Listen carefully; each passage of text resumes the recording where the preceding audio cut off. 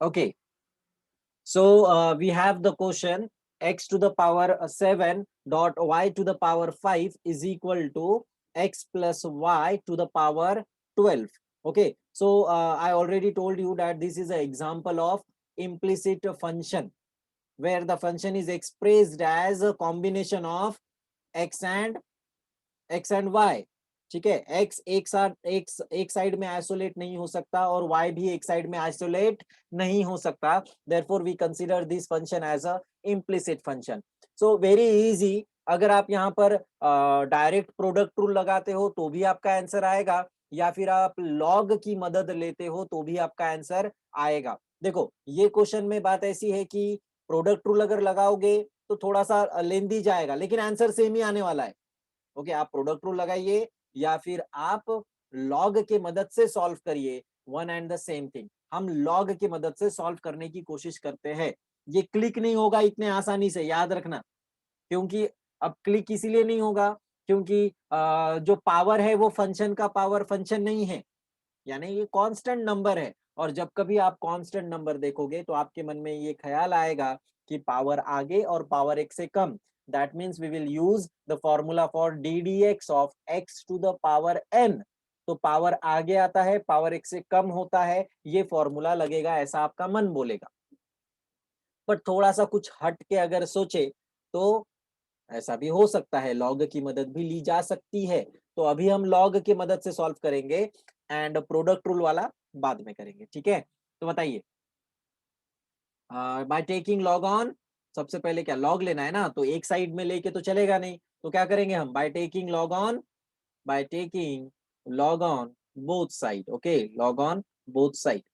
What we will get, both sides, what you will get, log of x to the power 7 dot y to the power 5 is equal to x plus y to the power 12. Sorry, log of, यहाँ पर भी log होना चाहिए. Okay, log of x plus y to the power 12. Now you can use one property of logarithm, that is by using, I'll write here, by using log of a dot b. क्या होता है log of a dot b, log of a plus log of b. Okay, so above equation implies, यानी equation number 1 implies क्या होगा, equation 1 implies, come on tell me, log of x to the power 7 plus log of y to the power 5. अब बात ऐसी है कि आप इसको ऐसा लिख सकते हो या फिर अगर आपने यहाँ पर ब्रैकेट नहीं दिया तो भी चलेगा. Okay, don't confuse your self here. यहाँ पर अगर आपने ब्रैकेट नहीं भी दिया है तो भी कोई प्रॉब्लम वाली बात नहीं आएगी. ठीक है, x to the power 7 y to the power 5, bracket हम नहीं देंगे यहाँ पर. ओके, इज इक्वल टू में क्या आएगा देन, इज इक्वल टू में log of x plus y to the power 12. हमने log की एक प्रॉपर्टी पढ़ी थी एंड log की प्रॉपर्टी ऐसी थी कि अगर सामने log रहा और पावर में कोई फंक्शन या फिर कोई नंबर अगर रहा तो वो फंक्शन और नंबर कहाँ आ जाता है, कोएफिशिएंट में, यानी आगे आ जाता है. ये हमने log भैया की एक कारीगरी देखी थी, है ना. log भैया क्या करते थे, सामान ऊपर से नीचे फेंकते थे, नीचे से ऊपर लेके जाते थे. That means we will use a property here by using again a property, that is log of a to the power b. ऐसा लिख सकते हो या फिर simply log a to the power b लिखेंगे, ब्रैकेट नहीं दिया तो भी चलेगा. आपका आंसर आएगा b log a. ये जो है आगे जंप करेगा, ये ऐसा. ठीक है, दैट्स इट. देयरफॉर यहाँ पर ये क्या हो जाएगा, हमारा कौन कौन कौन जंप करने वाला है, पहले हम ये देखते हैं. यहाँ 7 करेगा जंप, यहाँ पर सेकेंड टर्म में 5 करेगा, इज इक्वल टू के बाद में उधर कौन करने वाला है जंप, 12 कर. 12. ठीक है, ओके, वेरी गुड. सो ये हो जाएगा 7 7, ये ऐसे जंप, ये भी जंप, ये भी जंप. ठीक है, सो 7 log x plus 5 log y is equal to 12 log of x plus y. Getting everyone? इतना आने के बाद ये हमारा सिंप्लीफाइड फॉर्म हो गया. अंडरस्टैंड? जो भी हमारा क्वेश्चन था हमने उसको सबसे ज्यादा सिंप्लीफाइड फॉर्म में ला लिया. Now our aim is to differentiate this term, means this equation. यानी हमारा मेन एम तो वैसे भी था कि dy बाय dx ही लेके आना है, और dy बाय dx इससे आसानी से आ जाएगा. तो हम क्या करेंगे अब? Differentiate the above equation with respect to x करना. द रीजन इज हमें विथ रिस्पेक्ट टू x क्यों करना है? देखिए ऐसा भेदभाव क्यों होगा मैं बताता हूँ. क्वेश्चन आपको फंक्शन x में भी दिया है, फंक्शन y में भी दिया है, तो differentiate with respect to x ही करना है. ये कैसे पता चलेगा? From our question. क्वेश्चन क्या दिया था? क्वेश्चन उसने दिया था कि find out the value for dy by dx ना. अगर वो dy बाय dx बोला है इसका मतलब differentiate with respect to x. देखो क्योंकि नीचे dx आ गया इसलिए differentiate with respect to x ही होगा.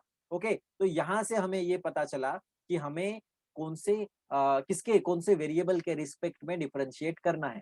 तो differentiate the above equation with respect to x. Okay, very good.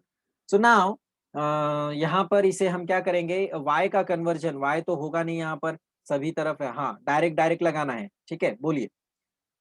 D d x of bracket 7 log x plus 5 log y is equal to d d x of, क्या है? D d x of 12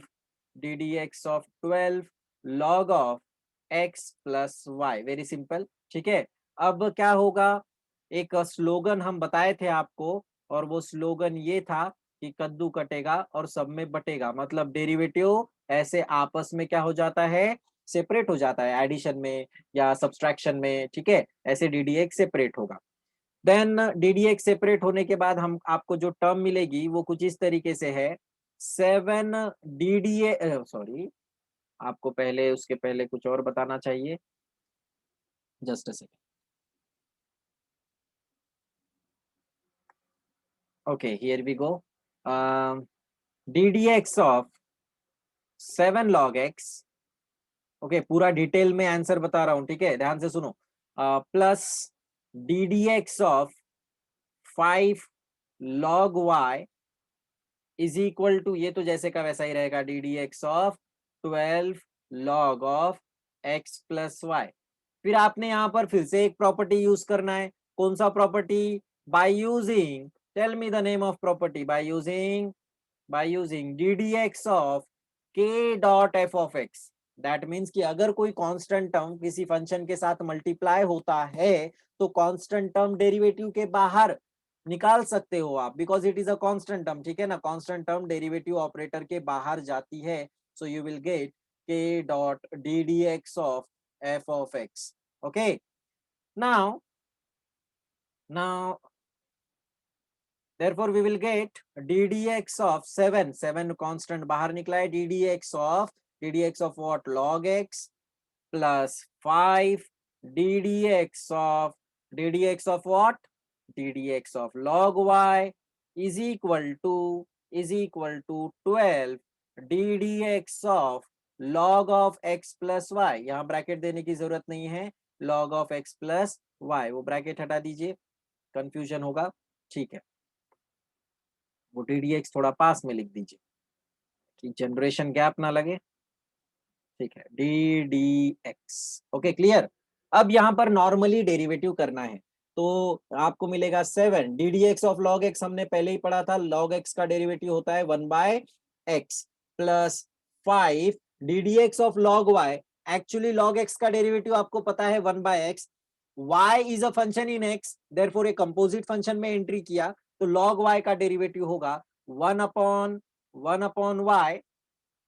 क्या होगा derivative उसका? Come on.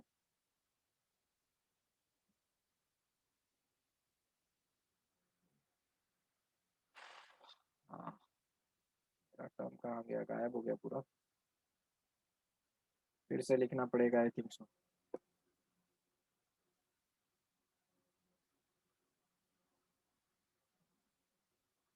Okay, यहाँ से वो just अभी अभी निकल गया।